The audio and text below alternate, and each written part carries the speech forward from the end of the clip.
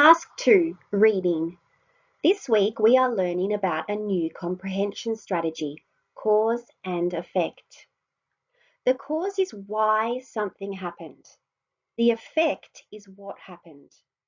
For example, the sun was hot, so my ice cream melted. The cause was the sun. The effect was the ice cream melting. Click on the link below to watch a clever Pixar clip titled For the Birds, and we'll discuss the causes and the effects on the next slide.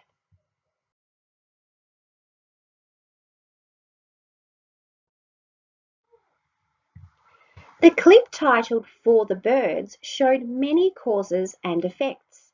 Did you notice any? These are some I noticed.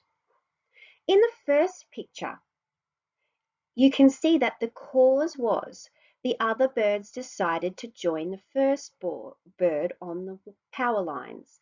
The effect was the first bird became grumpy. In the second picture, the tall bird landed on the power pole. The effect was the other birds on the power line moved away from him. In the third picture, the tall bird sat on the power line. The effect was the power line dipped in the middle because he was heavy.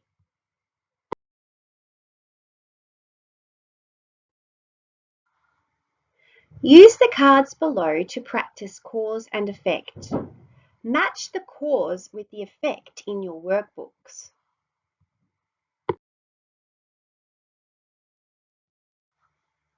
Task 3, Guided Reading. Now it's time to explore your guided reading book for this week. Click on the emoji and log into your guided reading bookshelf and find the book that your teacher has chosen for you this week. Have a look through your book before you read. Look at the illustrations. Think about what you already know about this topic. Read your book and record your very first attempt at reading using the record icon. See right.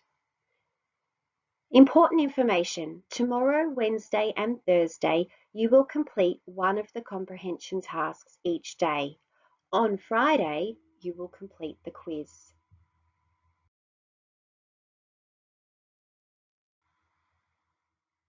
Task 4, Word Study. Click on the PowerPoint slide below to listen to Mrs. Johnson introduce our new spelling focus for this week.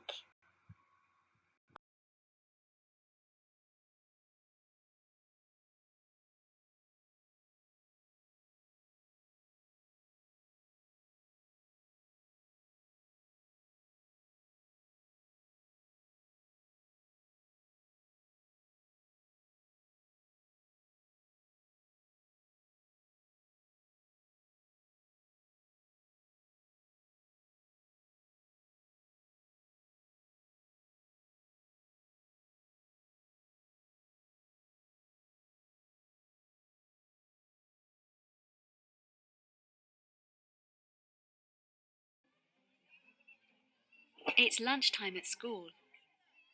Namin and John want to have some food and play a game of marbles together.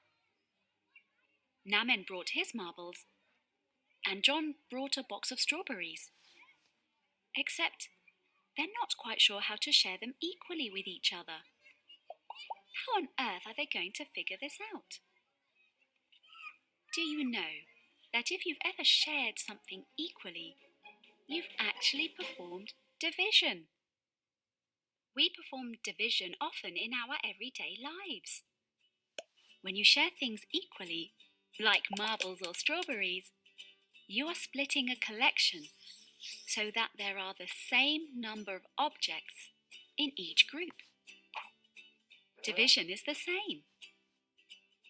Division can be done in two ways. Division can be done through sharing. Equal sharing is when you have a collection of objects and you split them equally. Let's give it a go. Here are the 10 marbles that Namin brought to school. We can share these between Namin and John, by giving one marble to each of them, over and over again, until we run out, and each person has the same number of marbles. We can count out the marbles as we share them. 1, 2, 3, 4, 5, 6, 7, 8, 9, 10. We can see that the 10 marbles can be shared between Namin and John equally. How many marbles do each of them get? Exactly. Each of them gets 5 marbles. 10 marbles shared equally between 2 people means that each person receives 5 marbles. Another way we can do division is by making groups. Grouping is when you look at a collection of objects and see how many equal groups can be made. This is different from sharing because we are not counting them out one by one. Instead, we know how many will be in each group, so we keep creating groups of that number until we run out. Let's do some grouping. Here are the strawberries that John brought in for lunch. There are 8 strawberries in total. Can you put the strawberries into groups of 2?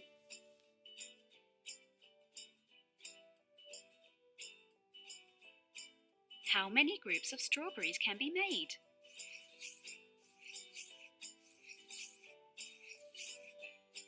That's right. The 8 strawberries can be made into 4 groups, each having 2 strawberries.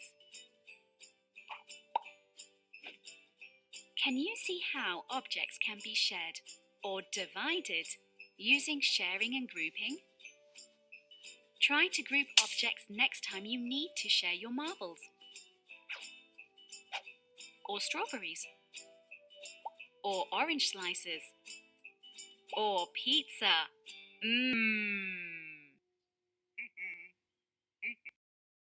Maths. How many groups can you make? To start maths off today, watch the Click Who video about grouping. We use grouping all the time, and this is one way of doing division. Click here to watch.